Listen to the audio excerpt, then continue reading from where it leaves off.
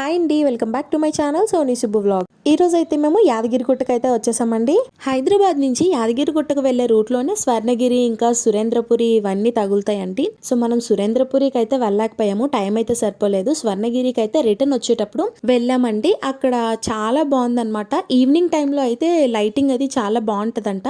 So అది evening వెళ్దామని plan చేసుకున్నాం అనమాట. నార్మల్ గా కొండల మీద చెట్లు చాలా ఎక్కువ ఉంటాయి కదండి, బట్ అటువైపు వెళ్ళిన దారిలో కొన్ని కొండలు కనిపించాయి. వాటి మీద చాలా తక్కువ అనమాట చెట్లు, అసలు రేర్ గా కనిపించాయి.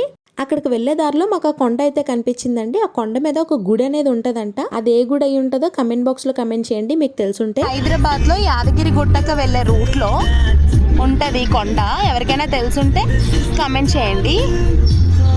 మా చెల్లి వాళ్ళు శంషాబాద్లో ఉంటారనమాట. శంషాబాద్ టు యాదగిరిగుట్టకి 96 కిలోమీటర్స్ అయితే వచ్చిందండి. 2 hours జర్నీ అనమాట. మార్నింగే మేము వంట అది వండేసుకున్నాము, ఎందుకంటే డైలీ బయట అంటే పిల్లలకి కొంచెం హెల్త్ అది పాడవుతుంది కదా. సో ఇంట్లో వండేసుకున్నాము, ఎలాగో వెళ్తున్నాం కదా టెంపుల్కి అని చెప్పి. 10 o'clock బయలుదేరాము. మాకు అక్కడికి వెళ్ళేసరికి 12:30 12:15 అలా అయిందనమాట.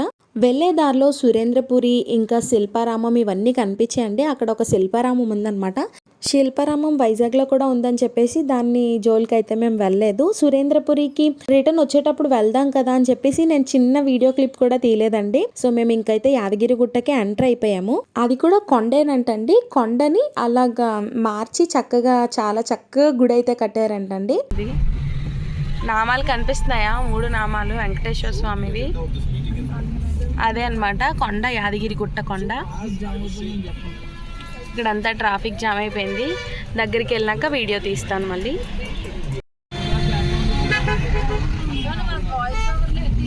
చూసారు కదండి, దగ్గరికి అయితే వచ్చేసాము. యాదగిరిగుట్ట లక్ష్మీ నరసింహస్వామి గుడి అండి.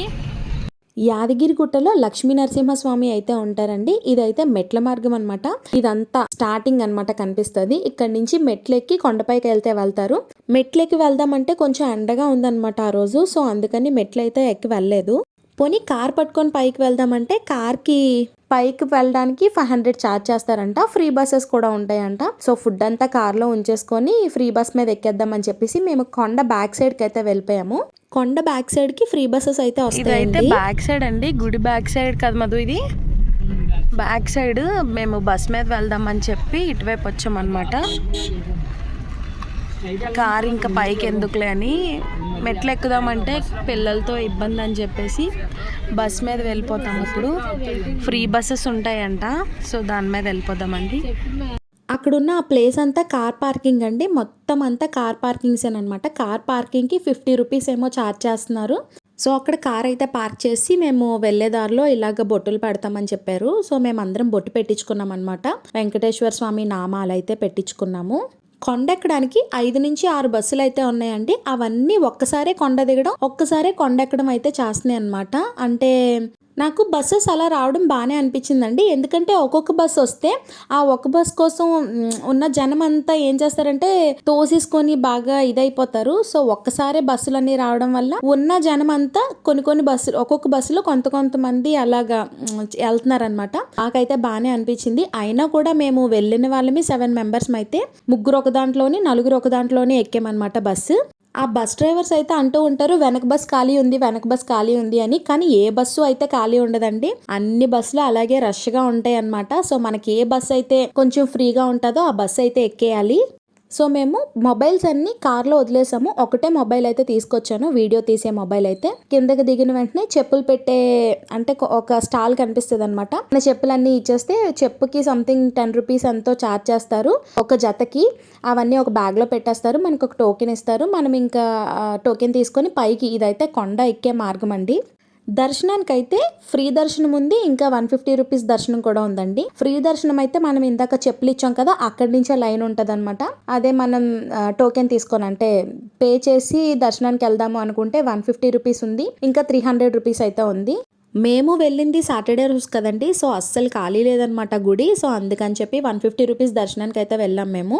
ఇదైతే కొండ ఎక్కడం కదండి. కొంచెం సీనియర్ సిటిజన్స్, కడుపుతో ఉన్న వాళ్ళు, నడలేని వాళ్ళు, వీళ్ళందరికీ అయితే ఒక బండి అయితే ఉందండి.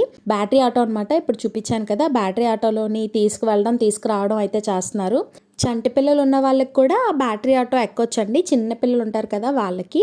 మనం గుడి దగ్గరికి అయితే ఎంటర్ అయిపోయాము. చూసారు కదండి, ఇక్కడి నుంచే ఉందన్నమాట 150 రూపీస్ లైన్ అయితే. ఈ దర్శనం అయితే కింద నుంచి ఉంది. 150 రూపీస్ లైన్ అయితే ఇంకా ఇక్కడి నుంచే స్టార్ట్ అయిపోయింది. అంత రష్గా ఉంది. కానీ నాకు అసలు ఎలా అనిపించిందంటే, ఒక లైన్ కి ఒక ఇది పాడు ఏం లేదు. ఇంకెవరు మధ్యలో దూరియొచ్చు అనమాట. మేము ఇక్కడి నుంచి లైన్ కాసి ముందు దాకా వెళ్ళాము. అక్కడ ఏం చేశారంటే, కొంతమంది అటో కొంతమంది ఇటో కొంతమంది గుంపుగా వచ్చేసి మధ్యలో దూరేశారనమాట. అంటే వెనక ముసలి వాళ్ళు, పిల్లలు వాళ్ళందరూ ఉన్నారు, ప్రెగ్నెన్సీ లేడీస్ వీళ్ళందరూ ఉన్నారు. కానీ వాళ్ళు మరి వీళ్ళ మధ్యలో దూరేస్తే వెనకట్ల వాళ్ళందరూ ఉండిపోతారు కదండి. సో మాకు కొంచెం బాధ అనిపించింది అనమాట. మేమైతే అడిగేసాము, కోపం వచ్చేసి, అదేంటండి మీరు ఇలా మధ్యలో దూరేస్తే ఎలాగా, వెనకట్ల వాళ్ళందరూ ఉన్నారు కదా, వాళ్ళంతసేపు లైన్ కట్టి ఇంత దాకా వచ్చి మీరు మధ్యలో ఎలా దూరేస్తారని అడిగితే వాళ్ళు తిరిగి మా మీద గొడవ ఆడేస్తున్నారనమాట. ఇంకా బాబాయ్ దేవుడి గుడికి వచ్చి ప్రశాంతత లేదని చెప్పి ఇంకా మేమే సైలెంట్ అయిపోయాము. తర్వాత 150 రూపీస్ టికెట్ ఓకే, మనకి 150 రూపీస్ ఓకే అనుకుంటే టికెట్ అయితే క్యూలో కూడా ఇస్తారండి, లైన్ లో కూడా ఇస్తున్నారనమాట. ఇంకా మొబైల్స్ కూడా లోపలే డిపాజిట్ చేసేయచ్చు అండి. మనం మొబైల్స్ అన్ని కార్లో వదిలేసాం కదా, ఒకటే మొబైల్ తెచ్చాం వీడియో తీసుకోవడానికి. సో అదైతే అక్కడే డిపాజిట్ చేస్తామండి. ఇంకా లైన్ లోనే మొబైల్ డిపాజిట్ చేసిన తర్వాత ముఖద్వారం ఉంటదండి. అక్కడైతే పాపం ప్రెగ్నెంట్ లేడీని మధ్యలో పెట్టి ఫుల్ గా నొక్కేశారంట. పాపం చాలా సేపు ఏడుస్తూనే కూర్చుంది. వాళ్ళ ఇంట్లో వాళ్ళందరూ పోలీసులతో అయితే గొడవడిశారనమాట. అసలు ఏంటి, ఒక లైన్ లేదు పాడలేదు, ఇలాగ తోసేసుకుంటున్నారని చెప్పి. అంటే ఒక లైన్ లో అయితే పెట్టలేదు, ఇలా వెళ్ళాలి ఇలాగా అని చెప్పేసి. అంటే ఒక మనిషి దూరేలాగా అయితే ఒక లైన్ బాగుంటదండి. ఇద్దరు ముగ్గురు దూరేటట్టు స్పేస్ ఉంటే ఆటోమేటిక్ గా అక్కడ క్లమ్జీగానే అయిపోతుంది. మాకు మొత్తం దర్శనం అంతా అయిపోయింది. దర్శనం అయితే చాలా బాగా అయిందండి. లోపలికి వెళ్ళిన తర్వాత అసలు నాకు ఆ గుడిలోకి వెళ్ళిన తర్వాత గుడిలాగా అనిపించలేదన్నమాట. ఏదో పెద్ద ఇంద్రభవనంలోకి వెళ్ళినట్టు అనిపించింది. అలా ఉందన్నమాట. గుడిలోకి వెళ్తే ఒక ఫీలింగ్ వస్తుంది, ఇంద్రభవనంలోకి వెళ్తే ఒక ఫీలింగ్ వస్తుంది. కానీ బాగా అనిపించింది. దేవుడు కూడా ఇలా క్రాస్ గా ఉంటాడండి. అక్కడ ఒక రాయి ఉంటదన్నమాట. ఆ విగ్రహమే దేవుడు అంట. మాకు తెలియదు కదండి. సో మేము అక్కడ కొన్ని విగ్రహాలు ఉన్నాయి, దానికి దండం పెట్టుకున్నాము. బయటకు వచ్చిన తర్వాత చెప్పారు, ఒక రాయిలాగా ఉంటుంది, అదే దేవుడు, మెయిన్ దేవుడు అని చెప్పేసి. ఇంకా మనం చూసింది ఆ విగ్రహాలని, రాయిని కూడా చూసాము. కాకపోతే అది క్రాస్ గా ఉంటదంటండి, మనం బాగా చూస్తే గానీ కనిపించదంట. సో ఇంకా అదంతా అయిపోయింది. దేవుడి గుడి నుంచి బయటకు అయితే వచ్చేసాము. నాకైతే చాలా బాగా అనిపించిందండి. లోపల వాతావరణం ఒక ప్యాలెస్ లోకి వెళ్ళినట్టు, పెద్ద ఏదో కోటలోకి వెళ్ళినట్టు, రాజుల కోటలోకి వెళ్ళినట్టు అనిపించింది అనమాట. బయటను మాత్రం చాలా బాగుందండి. నాకైతే చాలా పీస్ఫుల్ గా అనిపించింది అనమాట. చూసారు కదా ఎంత బాగుందో. ఇంకా అదంతా అయిపోయిన తర్వాత కొన్ని ఫొటోస్ తీసుకొని ప్రసాదం తీసుకొని తినేసి వచ్చేసాము. పులిహోర 20 రూపీస్, లడ్డు 30 రూపీస్ అండి. అసలు నాకు గుడి మొత్తంలో ఎక్కడ బాగా నచ్చిందంటే, మనం ఇలా బస్ ఎక్కి పైకి వస్తాం కదండి, అక్కడ ఒక ఎంట్రన్స్ ఉంది. అక్కడ శిల్పాలు చెక్కారండి. నాకైతే అసలు 2 కళ్ళు సరిపోలేదన్నమాట. ఇంకా సరిగ్గా కనిపించలేదు, బస్సులో చాలా ఇరుకిరుకుగా నించోవడం వల్ల. నాకైతే అక్కడ చాలా బాగా నచ్చిందండి. ఎంత బాగుందో అంత బాగుందన్నమాట. మా పిల్లలు ఇంకెక్కడికి వచ్చినా ఒకటే గోలండి, ఇద్దరు కొట్టుకోవడం, లేదంటే మాకు ఇది కావాలి అది కావాలని అడగడం, అలా కొట్టుకుంటానే ఉంటారనమాట. మేము వాళ్ళని ఆపేసరికి మా తల ప్రాణాలు తోక్కు వచ్చేస్తాయి.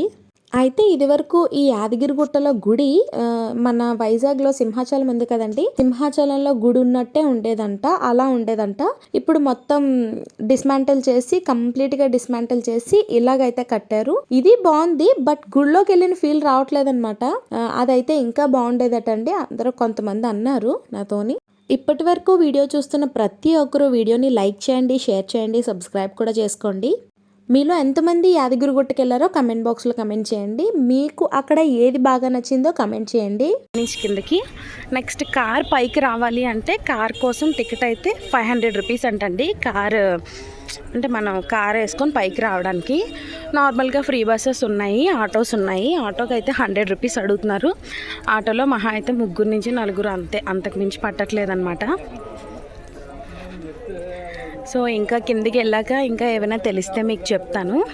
టికెట్స్ అయితే 150 రూపీస్, 300 రూపీస్ ఫ్రీ దర్శనం అయితే ఉంది.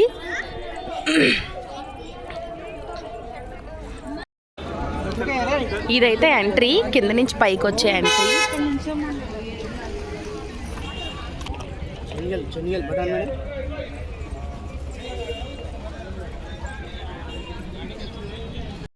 కిందకు వచ్చాం కదండి, ఇదంతా లగేజ్ కౌంటర్ అనమాట. ఇప్పుడు లగేజ్ అది పట్టుకొని వచ్చేస్తారు కదా, అలాంటి వాళ్ళకి ఇక్కడ లగేజ్ పెట్టేసి టోకెన్ ఇస్తారు. ఆ టోకెన్ పట్టుకొని పైకి వెళ్ళిపోవడమే. చెప్పులు కూడా ఇక్కడే అండి. నేను స్టార్టింగ్ తెద్దామంటే వెళ్ళే కంగారులో అప్పటికి కూడా చాలా రష్గా ఉంది, ఖాళీ లేదనమాట.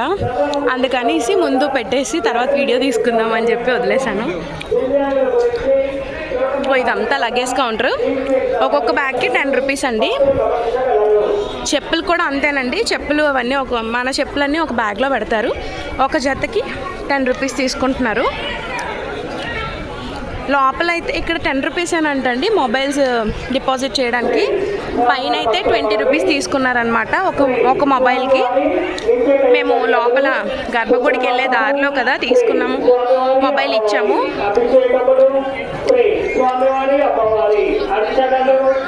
ఓకే అండి, నా వీడియోస్ని ఇలా సపోర్ట్ చేస్తూ ఉండండి. యాదగిరిగుట్ట వీడియో అయితే ఇంతటితో అయిపోయినట్టే. ఇంకా వీడియోని అయితే కంప్లీట్గా ఎక్కడ స్కిప్ చేయకుండా చూడండి నా వీడియోస్ అన్నిటిని. వీడియోని చూస్తూ లైక్ చేయకపోతే ప్లీజ్ అండి లైక్ చేయండి, షేర్ చేయండి, సబ్స్క్రైబ్ కూడా చేసుకోండి. అంతా అయిపోయిన తర్వాత బస్ కోసం వెయిట్ చేసామండి. ఒక 5 మినిట్స్ వెయిట్ చేస్తే బస్సు వచ్చిందనమాట. సో బస్ ఎక్కేసి బస్సులో కిందకైతే వెళ్ళిపోతున్నాము. మేము ఫుడ్ తెచ్చుకున్నాం కదా, అక్కడ వెళ్ళే దారిలో ఒక చెరువులాగా ఉంది. ఆ చెరువు పక్కన ఆపేసి ఫుడ్ కూడా తినేసామండి. ఇంకా సురేంద్రపురికి వెళ్ళడానికి అయితే మాకు టైం సరిపోలేదు. సో డైరెక్ట్గా ఇంకా స్వర్ణగిరికి వెళ్ళిపోయాము. మాకు దర్శనానికి 3 నుంచి 3.5 అవర్స్ అయితే పట్టిందండి. 12:30 to 3:30 అయితే అయిపోయిందనమాట. Bye bye.